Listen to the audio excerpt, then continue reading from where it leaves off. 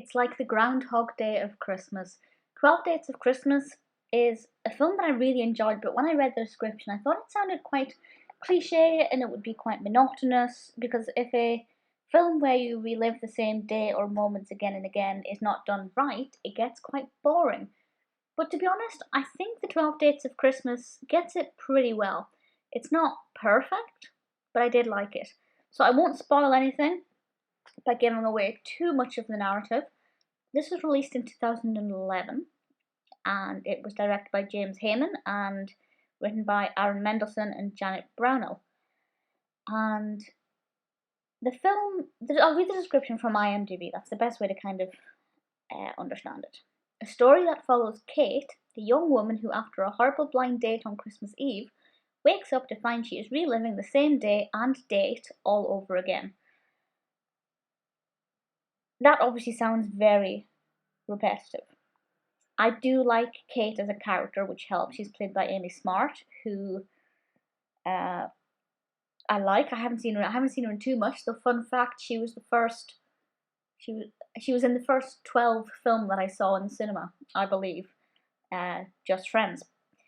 And obviously we have two potential issues here. So she has this blind date with a person she doesn't get along with.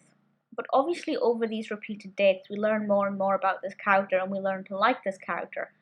But importantly, this character obviously doesn't know that this day is being relived over and over again. So she starts to learn things about him and uses them kind of to her advantage.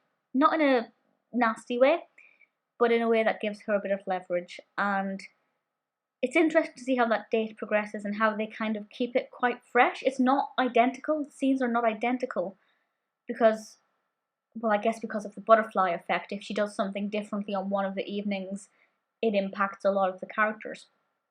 And she has a very sweet next door neighbour. I like that character's involvement. Top of my head, can't remember the character's name. That makes me a terrible person. But I do think her next door neighbour is really, I think she adds a nice, sweet, simple element to it that works really well. And her baking looks amazing. Because she's actually trying initially to to get back with her ex, and then she's had this blind date, there's a strong moral to the story. I won't divulge too much, but I think it's probably a pretty obvious moral as to what it actually is. But I do like the development of this. It doesn't stagnate at any point, or not really. Obviously, any film that repeats itself, you do kind of find yourself saying, well, this is going to happen next, and it's obviously easier to guess the pattern. But it's pleasant. It's very Christmassy. There's a lot of Christmas in this. It's not the most Christmassy film I've ever seen, but I did enjoy it. The acting was very good. Amy Smart, as I said, is somebody who I quite like.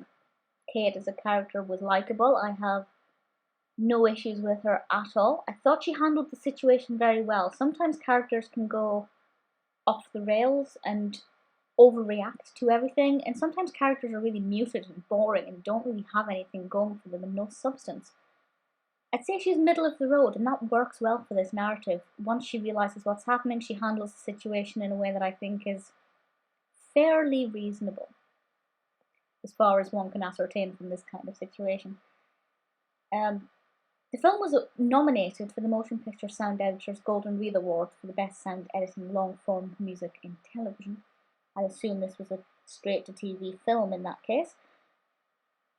And I'll be honest, the soundtrack doesn't, it's fine. It's nothing amazing, but it's a good soundtrack. You have some nice Christmas songs in there. Quite a merry one. Obviously, because she's trying to get back with her ex, there's a lot of negativity there. If this blind date goes wrong, there's a lot of negativity there. It seems like quite a negative narrative, but it's not, because Kate has a great story arc for herself. The way her character develops is really great with her journey. Even though there's no narrative journey, it all centers around her. And because she's likable, perhaps even relatable, that works. So the narrative, even though it repeats itself a lot, is done effectively. I like the characters, I like the development, I like the pacing, I like the level of Christmas. 12 Dates of Christmas, I have no complaints.